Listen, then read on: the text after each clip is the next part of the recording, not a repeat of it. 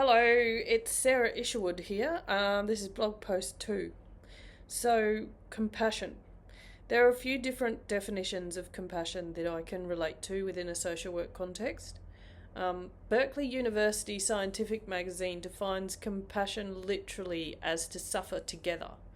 Emotion researchers describe it as a feeling, an emotion that arises when someone is confronted with another's suffering and feels motivated to relieve that suffering. Compassion and altruism are very similar. Both of them relate to action motivated by empathy or the desire to relieve suffering, according to the University of Berkeley. Altruism, as opposed to compassion, is the kind, selfless behaviour usually prompted by feelings of compassion. Altruism and altruistic behaviour is generally more common in people who feel empathy towards others, and research has shown that as well. Compassion is also a sensitivity to suffering in myself and others, with a desire to alleviate it and prevent it. For me, the most interesting view of compassion involves courage as well. So, having the courage to be compassionate lies in the willingness to see into the nature and causes of suffering, be that in ourselves, in others, or in the human condition in general. And the challenge is to acquire the wisdom that we need to address the causes of suffering in ourselves and others. I can relate most personally to Brené Brown's explanation of compassion and how she links empathy, boundaries, and compassion. She quotes Prentice Hemphill, who says, "Boundaries are the distance at which I can love you and me simultaneously." Brené Brown goes on to say, boundaries are a prerequisite for compassion and empathy. We can't connect with someone unless we're clear about where we end and they begin. So if there's no autonomy between people, then there's no compassion or empathy. It's just enmeshment. So I'm living at the moment in a situation that relates directly to this. I wanted to share it here as a real example of my living experience with compassion and boundaries. So one of the people that I share a house with who's not a family member is elderly and needs increasingly complex care and attention. I have a lot of respect and regard for this person. I know that they're used to being very independent, and it is painful to see them getting older and less able. I know that I can't take complete care of them or solve all of their problems. I know that all of us are going to get older and eventually die at some stage, and I feel a kind of deep compassion for all humanity sometimes. And I do feel driven to help people live the best life possible. So for this person, the one that I'm living with, I know that I can be there to support them and their family in a non-professional capacity.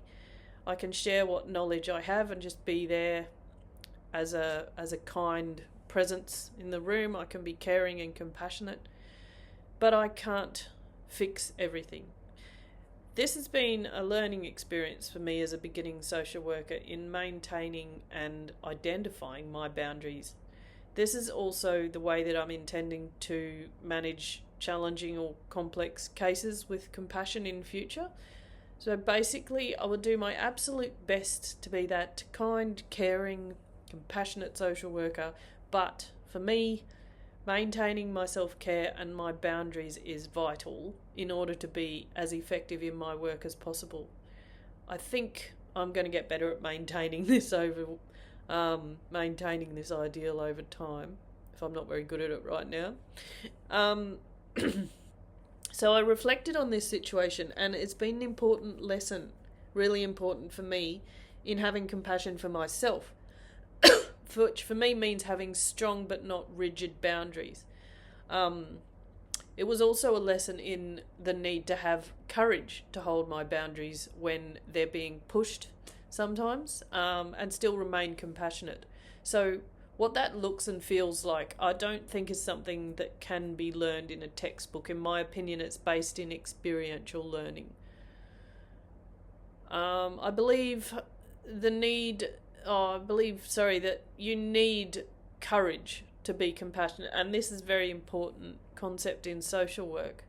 I can imagine that this is going to be pretty challenging at times, especially if I'm working with people who challenge my values or my patients, or if I'm working in an organisation that does that.